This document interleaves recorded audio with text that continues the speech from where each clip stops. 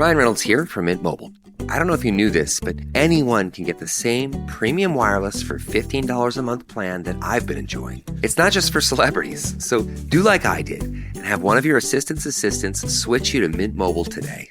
I'm told it's super easy to do at mintmobile.com/switch.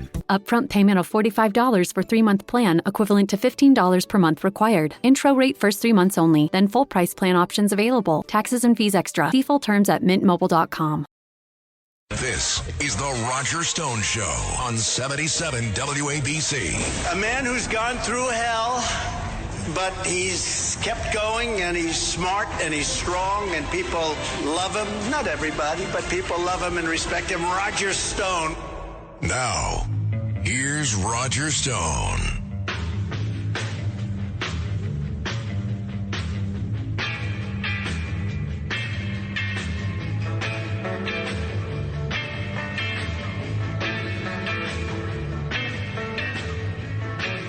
Welcome. I'm Roger Stone, and this is the Roger Stone on 77 WABC Radio, the most powerful, influential, and entertaining AM radio station in America. We are the crown jewel of talk radio. You're in the right place, and particularly if you love politics, because we eat, sleep, and breathe politics, although we also talk about news, history, the politics, of course, and style.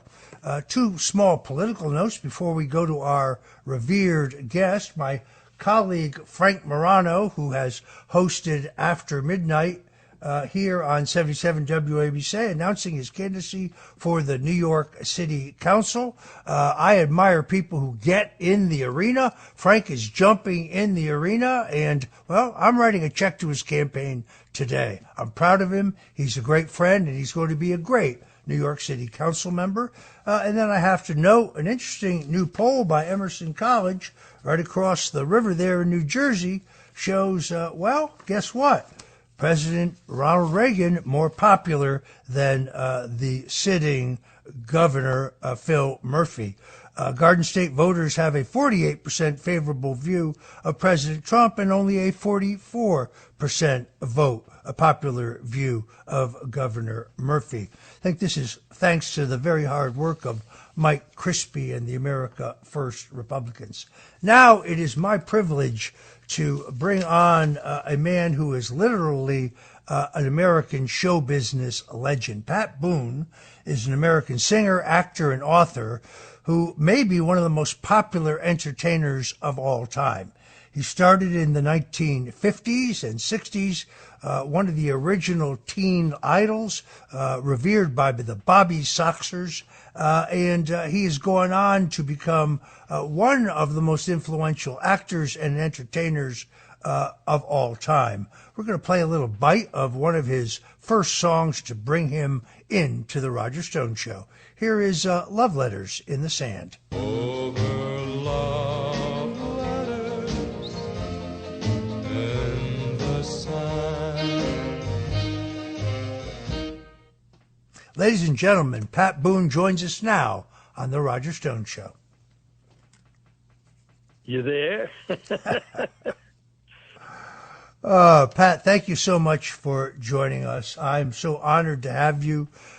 You're a legend. In my home, there was Sinatra, there was Bing Crosby, there was Elvis Presley, and there was Pat Boone. That's who my mother loved, not necessarily in that order. So it's an extraordinary honor for me to have you here on the Roger Stone Show at 77 WABC. Well, thank you, Roger. Being in that company of my own role models and realize that by the grace of God, I've outlived all of them. And I was just a college kid who started to have hit records back in the 50s. And now I'm still doing a weekly show on Sirius XM, 50s Gold, and not just playing music of the 50s, but in many cases my own hits of the 50s. And yet here I am in my 91st year and still recording. And the other guys, the Sinatra and Crosby and Elvis, are all, I hope, singing in heaven. Well, one of the things I admire most about you, Pat, and I said this the other day, I met you when I was 12 years old at a Goldwater rally in Southern California, is that you've never been shy about your deep faith in Christ. You've never been shy about your conservative and traditional values. I know in show business that there are many who agree with you and I, but they hide their light beneath a bushel, as they say. They think it's bad for their career to say where they stand. You've never been like that. You've always stood for certain important principles in your life. You were a close friend of one of our greatest presidents, Ronald Reagan. In fact, very recently, you were in the 2024 biographical film Reagan, where you played Reverend George Otis, who was a real-life preacher who in 1970 prophesied that Ronald Reagan would become president if he continued to walk uprightly before God. This is one of the most significant moments in the film, highlighting Reagan's faith. And then later in the film, this is almost like Larry Parks playing Al Jolson, an actor named Chris Massagolia, I guess it is, plays you in the movie. It must have been something to see somebody playing yourself. What was that like? Well, it was bizarre, I would say that, because here I am in a scene and an event that really happened, but of course by recreating it, I could not portray Pat Boone. I'm too old to portray Pat Boone from then, and so this young guy did a good job of being me, and then another actress playing my wife Shirley. But the event actually did happen. It was a true word of prophecy that was fulfilled, came true, and that Reagan, of course, was the man who stayed true to his own principles right straight through the presidency and into human history. I mean, I think he belongs on Mount Rushmore, really.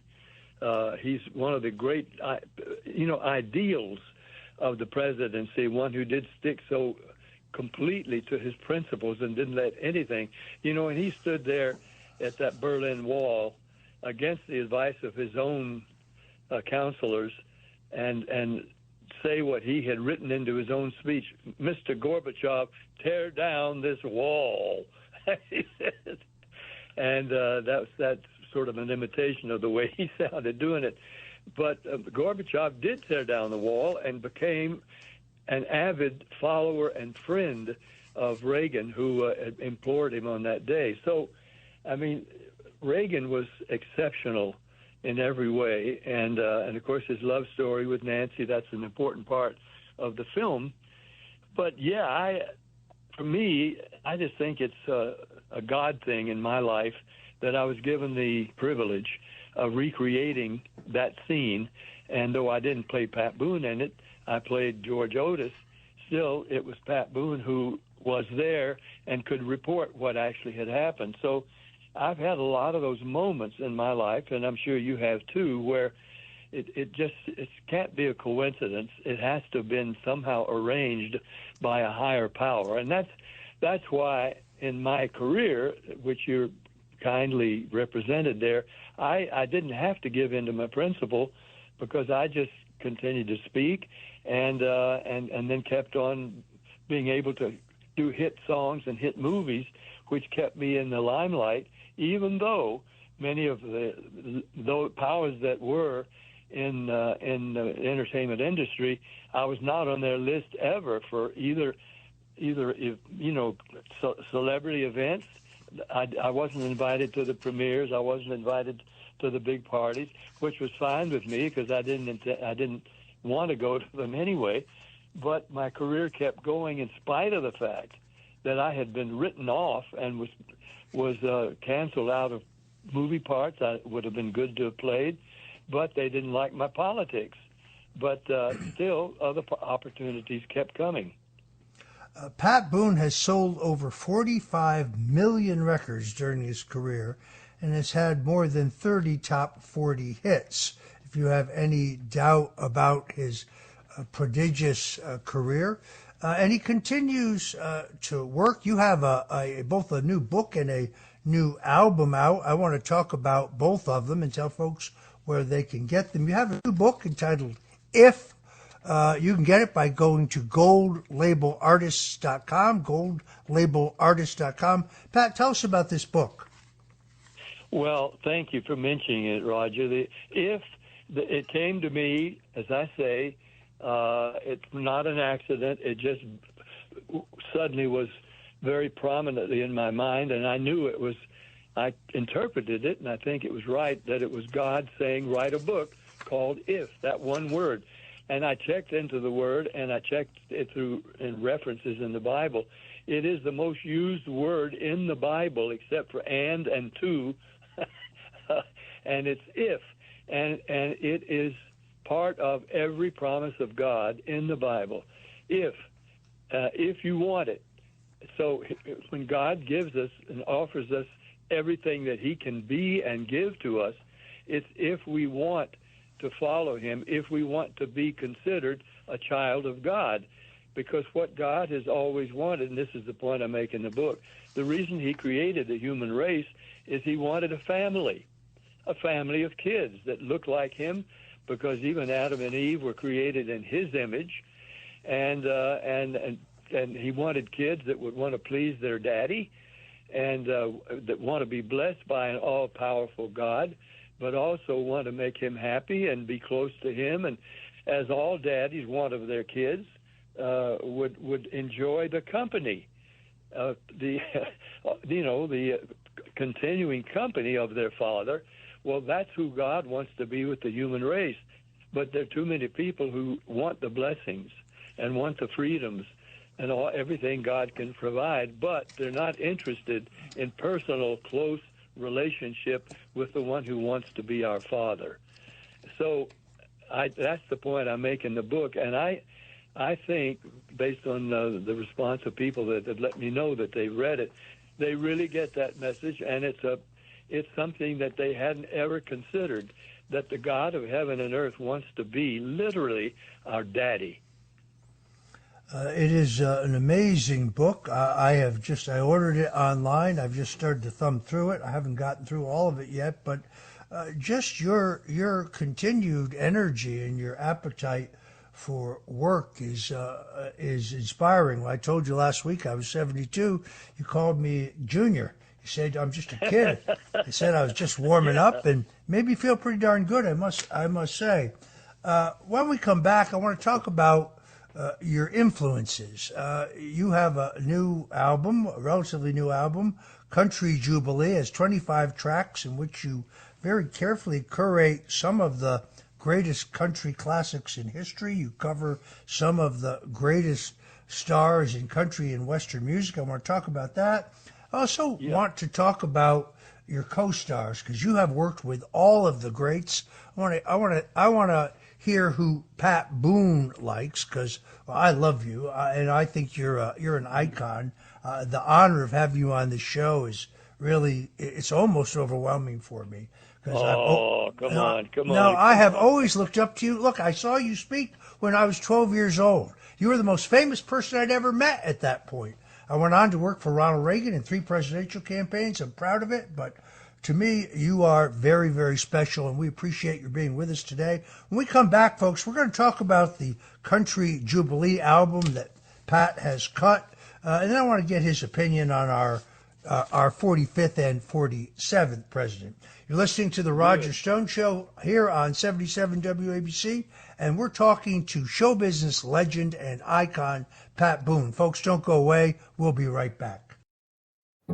It's the Smucker's Uncrustables podcast with your host, Uncrustables. Okay, today's guest is rough around the edges. Please welcome Crust. Thanks for having me. Today's topic, he's round with soft, pillowy bread. Hey. Filled with delicious PB&J. Are you talking about yourself? And you can take him anywhere. Why'd you invite? And we are out of time. Are you really cutting me off? Uncrustables are the best part of the sandwich. Sorry, Crust. This episode is brought to you by Chevrolet. Chevy certified service technicians are factory trained to fit your vehicle with the tires specifically developed for it. And with our tire price match guarantee, you get the best fit for the best deal. Let us do the work. Available on select eligible tire brands at participating dealers only. Offer ends 12/31/2025. Terms apply. See dealer for complete details. Visit Chevrolet.com/service to learn more. Smart Water Alkaline with antioxidant. 9.5 plus pH, now in cans. Refreshing. Made for every way you move. Should I run a marathon? Let's start with finishing that water. Smart Water Alkaline with antioxidant, now in a sleek can. For those with a taste for taste. Grab yours today. This episode is brought to you by Temptations Cat Treats. Your cat will come running for the perfectly irresistible Temptations Creamy Puree and Temptations Lickable Spoon Cat Treats. The best time to feed lickable cat treats to your cat is anytime. Feed by hand for a playful moment, in a bowl for a creamy treat, or as a topper to make mealtime fun. Visit TemptationsTreats.com to learn more.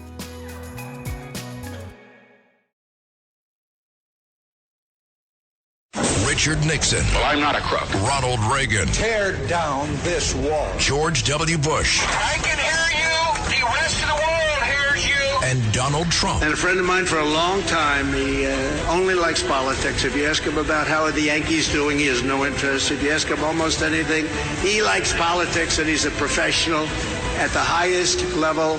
Roger Stone. All of these presidents relied on one man to secure their seat in the Oval Office. That man is Roger Stone. This is the Roger Stone Show on 77 WABC.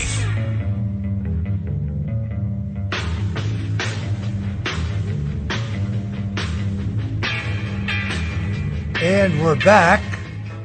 I'm Roger Stone. If you're just tuning in, we're talking to showbiz and legend, literally an icon, Pat Boone, who is still going strong as a singer, entertainer, advocate, Christian, and it is a great honor to have him on the show today.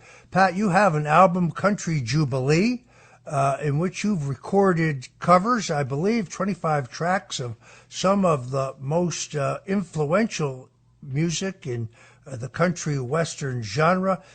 You get this album, by the way, at goldlabelartists.com. That's goldlabelartists.com, which is a label that Pat started to produce this classic music.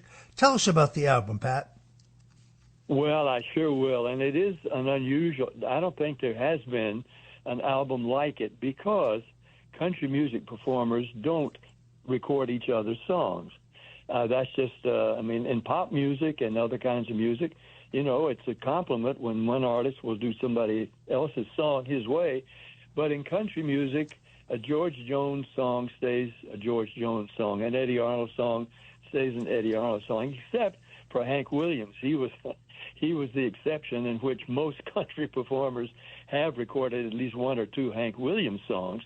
But in my case, though I wasn't considered a country artist, and I was really kind of chagrined about it because I grew up in Nashville, and Dinah Shore and I think, are the only artists of celebrity or note who actually grew up in Nashville and didn't come there later in their careers. But I had been recording my favorite country songs in my albums for the almost 70 years of my recording. So we put together an album of my versions of 26 million selling songs, and by one artist, me, and it hasn't ever happened before, and it may never happen again, except I'm already putting together an album of 25 more great country classics that I also have recorded in my albums, and I'm really proud of it because they're very good versions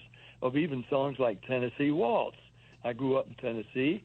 Patti Page had a million-seller hit with it, but now I've done my own version, and I've done my own version of George Jones songs and Eddie Arnold songs like Make the World Go Away, and all of these. If you're a country fan, then you're going to love this album because of all the big all-time million-selling country hits all in one album. So it's a first, and maybe a one only, and I'm happy to promote it because I love the songs. I think I've sung them well, and I am a country guy. Well, and the best part is I haven't heard this yet, but you have a duet with Crystal Gale on the #1 Billboard hit, You and I, which has to really be amazing. Again, folks, you can get this album right now by going to goldlabelartists.com, goldlabelartists.com. I think it's something you will really enjoy. It's just a testimony to the continued hard work of Pat Boone, who is still singing, still entertaining, and still standing up for America. Pat, I have to ask you your views on the 45th and 47th president.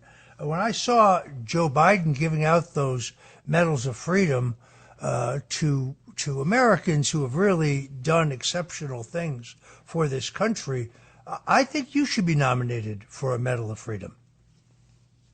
Well, I was a long, long time ago considered, like Elvis was, one of the 10 outstanding young men, but that was over 50 years ago.